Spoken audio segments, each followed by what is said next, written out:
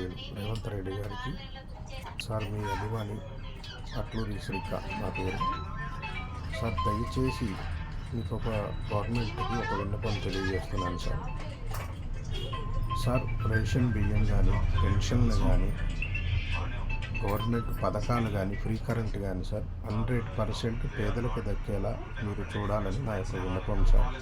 బిల్డింగ్లు ఉన్న వాళ్ళకి, కంపెనీలు ఉన్న వాళ్ళకి, 2-3 ఇల్లు ఉన్న వాళ్ళకు కూడా ఈ పథకాలు వర్తిస్తున్నాయి సార్. అందరూ తీసుకుంటున్నారు. దయచేసి వైట్ కార్డు కూడా ఎవరికైతే G+1 హౌస్ కానీ లేదా వాళ్ళు ఒక 50,000, 20,000, 30,000 సంపాదించుకునే శాలరీస్ ఎంప్లాయీస్ కానీ అలాంటి వాళ్ళకే ఈ పథకాలు వర్తించాలి సార్.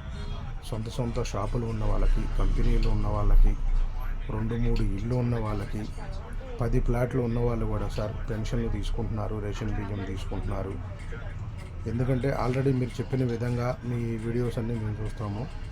గవర్నమెంట్ బాగా ఇబ్బందుల్లో ఉందని తెలుసు సార్. మీరు ఒక ఎంక్వైరీ కమిటీ వేసి ప్రతి ఒక్క బస్తీలో ఎంక్వైరీ చేసి అసలు వైట్ రేషన్ కార్డు ఎవరికి ఉంది, వాళ్ళ పేరు మీద ఎన్ని ఇళ్ళు ఉన్నాయి, వాళ్ళ పిల్లలు ఏం చేస్తారు, వాళ్ళ పిల్లలకి ఎన్ని వ్యాపారాలు ఉన్నాయి, వీళ్ళకి ఇంకా ఏమైనా బిజినెస్లు ఉన్నాయా, వీళ్ళకి ఇంటద్దెలు ఎంత వస్తున్నాయి, ఇవన్నీ సార్ దయచేసి ఎంక్వైరీ చేసి ఎవరెవరికి కంపెనీలు ఉన్నాయి, ఎవరెవరికి ఇళ్ళు ఉన్నాయి, ఇలాంటి వారందరినీ గుర్తించి వాళ్ళకి డిస్పోజల్ చేసేసి పేదలు ఎవరైతే అర్హులు ఉన్నారో వాళ్ళకే ఈ పథకాలు చెందాలి సార్.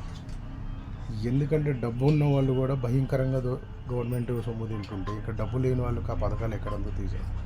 కొంతవరకు మీరు ఇలా ఎంక్వైరీ చేసి ఈ రూల్స్ అన్నీ ఫాలో చేస్తే గవర్నమెంట్కి కూడా పేదలకి చాలా సహాయం చేసినట్టు అవుతుంది. ఎందుకంటే అత్యవసర పరిస్థితులు పేదవాళ్ళకి ఇవి అందుతాయి 100% మీరు గవర్నమెంట్ ఒక కమిటీ వేసి ఎవరెవరు ఉన్నారని గుర్తించి అలాంటి వాళ్ళకి తీసేసి పేదవాళ్ళకి అందివ్వాలని మా యొక్క విన్నపం సార్.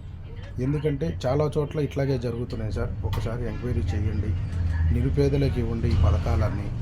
డబ్బున్న వాళ్ళు కూడా తీసుకుంటున్నారు. అలాంటి వాళ్ళందరికీ అవసరం లేదు సార్. దయచేసి అలాంటి వాళ్ళందరినీ డిస్పోజల్ చేసేసి పేదలకి ఈ పథకాలు అందాలని మా యొక్క విన్నపం.